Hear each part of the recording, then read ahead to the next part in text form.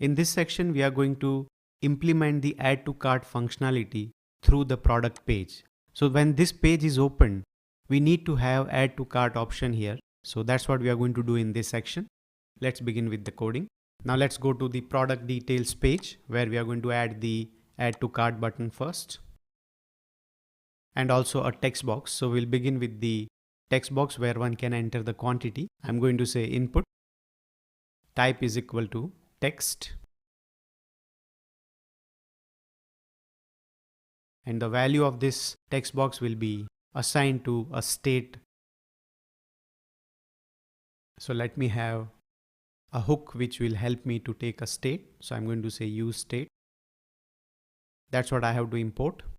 And let's also create a state here. So QTY, the quantity is the state and set quantity is the setter method. And initially the state will be 1. Let's check the output. Now you see that there is a text box and the default value is 1. Now on change of this text box, we are going to call a function where the quantity, the setter method will be updating the quantity, and here we are going to pass the value of the current text box. Let's also add a button now. There will be some CSS which we'll define later on, but here we are going to say BTN danger.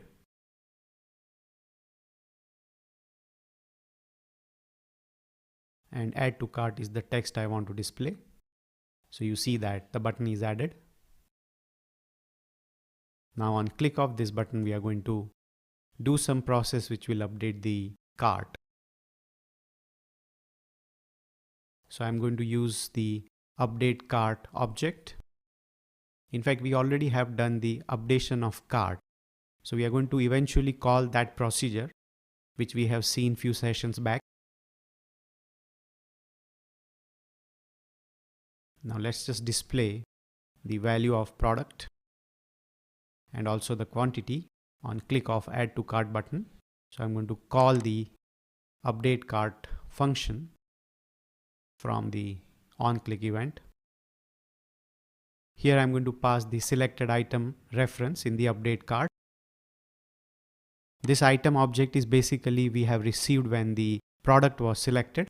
As you can see here, props.location.state, that actually brought the item object, and that we are passing again to the update cart when the add to cart button is clicked. Now let's open the developer tool and we try to display the product. So what does it have in the object? Let's check it. Let's clear the console and click on add to cart. So you see that we have the product detail here and the quantity is 1. Let's also try to change the quantity here. And again we click, so we have the quantity updated. It says 3. So now we have the details of quantity on click of a button, and of course the item details as well. Let's also change this input box to number, and we can set the min max value also. So we do not want that it should be negative value. So we say minimum is equal to 1. So now you cannot go below 0, below 1 in fact. Alright, now the next step is to deal with the dispatch and actions. So first I'm going to import the use dispatch hook.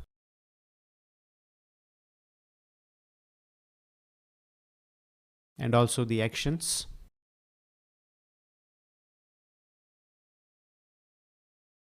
Now I'm configuring the dispatch.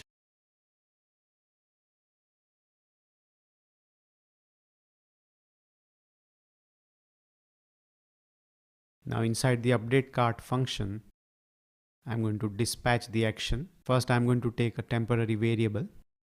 I'll say temp product is equal to the product we are going to take and the quantity.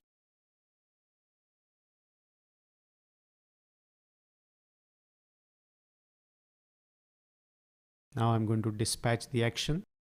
Action we have already defined earlier that is add cart item, and I am passing the temporary product. Now let's go to the reducer.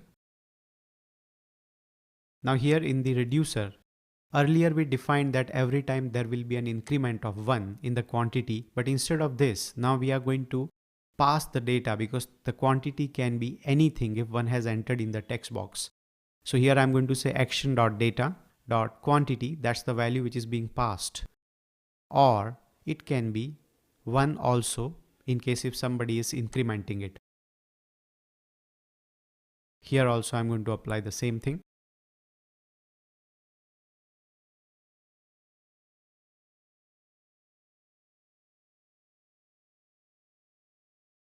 Here in the product detail, I'm going to use the use selector.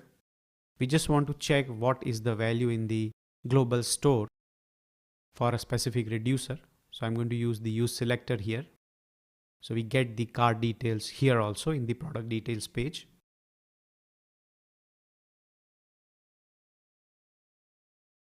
Alright, now we are going to display the cart inside the use effect.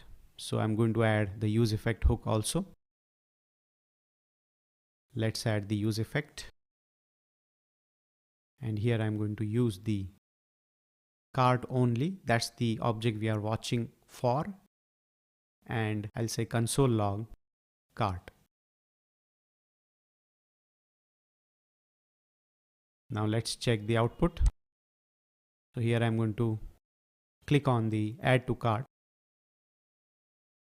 And you see that the total quantity, it says 1. Now let's change the quantity here.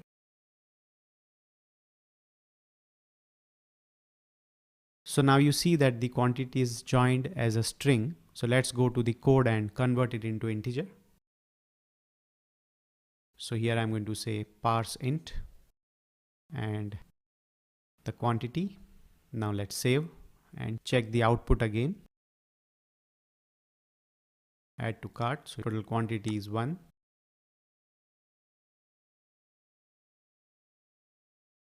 Now let me add 3.